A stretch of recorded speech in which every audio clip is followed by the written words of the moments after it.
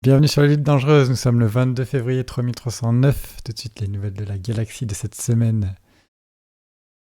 On va commencer par les nouveautés.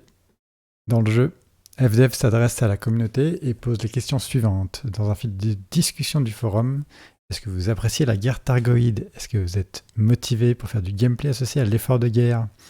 Êtes-vous optimiste ou bien pessimiste à propos du sort de l'humanité? Que pensez-vous de la direction que prend la narration? Voilà, ceci est une occasion pour la communauté de s'exprimer, pour chacun de partager son vécu de la situation actuelle. Au niveau des news Galnet, la technologie visant à protéger les Maelstrom est en cours de test. Un prototype a déjà été créé. Il fonctionne à la manière des dissipateurs thermiques. Les réactions corrosives seraient ainsi stockées dans des anodes avant d'être éjectées. Le but est de pouvoir acquérir plus de données sur les Maelstrom en allongeant la durée de vie des vaisseaux à l'intérieur de ce dernier. Suivant les nouvelles du front, les Targoïdes contrôlent bientôt 4% des systèmes humains. Un assaut d'ampleur semble avoir eu lieu dans le système Shenv, dans la nébuleuse de la tête de la sorcière. C'est la base de l'ingénieur Chloé Cédési. Elle a été complètement abandonnée.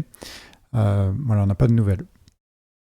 Les priorités actuelles sont HIP 116360 et Vogulu pour l'effort de guerre de cette semaine. Bravo à tous les pilotes pour leur engagement. Au niveau de la communauté, alors bref, dans la communauté, on a eu les Jeux Olympiques asgariens qui battent leur plein. Hier soir se déroulait la 5e soirée avec au menu du PVP on foot et en VRS dans un cadre post-apocalyptique démentiel. Je vous invite à aller voir le replay sur Twitch ou YouTube. J'ai mis les liens dans la description. Il ne reste plus qu'une épreuve avant la fin des JO 2023. On a en tête du peloton, on retrouve les équipes suivantes. PB McFly avec MX45 en première position. En deuxième position, on a John Fox et Boren Fusion. Et en troisième, on a Goldly et Alex Lebock. Pareil, dans la description, je vais mettre aussi le lien vers le Google Doc qu'ils utilisent avec toutes les épreuves et le classement. Au niveau de l'Anti-Xeno Initiative, le Commander Yuan de Goïd Killer vient de publier une nouvelle prouesse à couper le souffle. 3 heures de combat, 133 synthèses de dissipateurs de chaleur, 2 hydras et un chieftain non ingénieré, le tout avec une manette. Une leçon de pilotage de haut vol à retrouver sur YouTube, le lien dans la description. Également, l'élite dangereuse a sorti la version 2 de son site d'aventure lors d'un stream en très bonne compagnie lundi. Pour l'occasion, Emrix et Emrix45 étaient présents, ainsi que de nombreuses personnes sur le live et même dans le jeu. Une nouvelle aventure de difficulté élite accompagne cette release. Plonger dans la peau d'un enquêteur chevronné et essayer de résoudre un mystère qui n'a laissé que peu de traces.